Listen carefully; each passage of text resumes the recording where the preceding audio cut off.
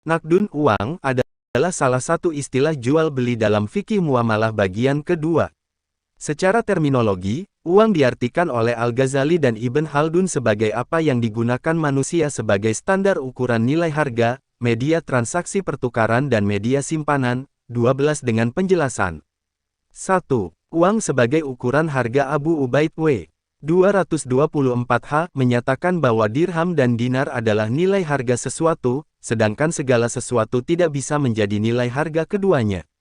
Imam Ghazali W. 505H menegaskan bahwa Allah menciptakan dinar dan dirham sebagai hakim penengah di antara seluruh harta agar seluruh harta bisa diukur dengan keduanya.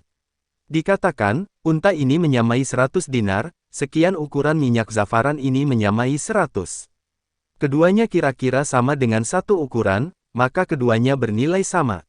Ibn Rushd W. 595H menyatakan bahwa, ketika seseorang susah menemukan nilai persamaan antara barang-barang yang berbeda, jadikan dinar dan dirham untuk mengukurnya.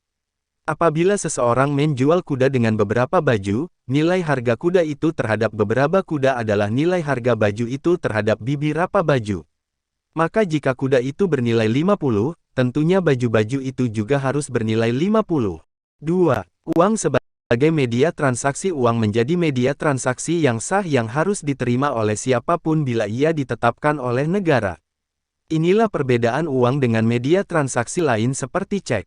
Berlaku juga cek sebagai alat pembayaran karena penjual dan pembeli sepakat menerima cek sebagai alat bayar. Begitu pula dengan kartu debit, kartu kredit dan alat bayar lainnya. Pihak yang dibayar dapat saja menolak penggunaan cek atau kartu kredit sebagai alat bayar sedangkan uang berlaku sebagai alat pembayaran karena negara mensahkannya. Umar bin Khattab pernah menjelaskan bahwa saat ia ingin menjadikan uang dari kulit unta, lalu ada yang memberi masukan, bahwa jika itu dilakukan maka unta akan punah, lalu ia membatalkan keinginannya tersebut. Sebaliknya emas dan perak tidak serta-merta menjadi uang bila tidak ada stempel zakah negara. Imam Nawawi menegaskan bahwa makruh hukumnya bagi rakyat biasa mencetak sendiri dirham dan dinar, sekalipun dari bahan yang murni, sebab pembuatan tersebut adalah wewenang pemerintah. Kemudian apabila dirham tercampur maka dapat diketahui kadar campurannya, dengan demikian boleh menggunakannya baik dengan kebendaannya maupun dengan nilainya. Adapun jika kadar campuran tersebut tidak diketahui, maka di sini ada dua pendapat. Pendapat yang paling sahih mengatakan hukumnya boleh. Sebab, yang dimaksudkan adalah lakunya di pasaran. Campuran dari tembaga yang terdapat pada dirham tersebut tidak mempengaruhi, sebagaimana halnya adonan.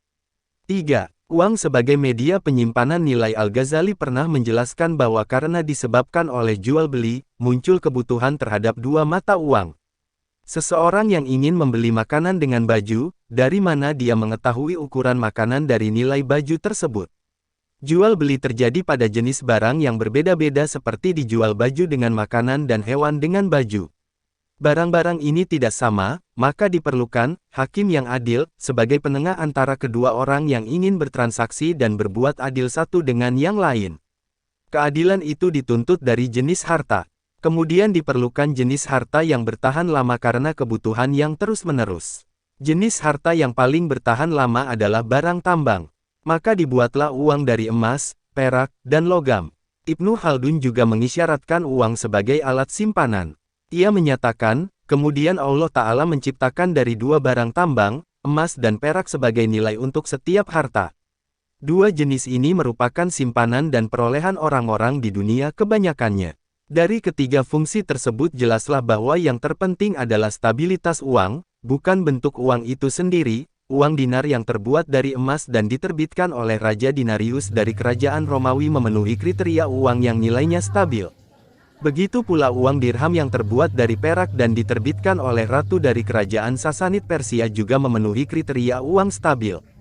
Sehingga, meskipun dinar dan dirham diterbitkan oleh bukan negara Islam, keduanya dipergunakan di zaman Rasulullah SAW.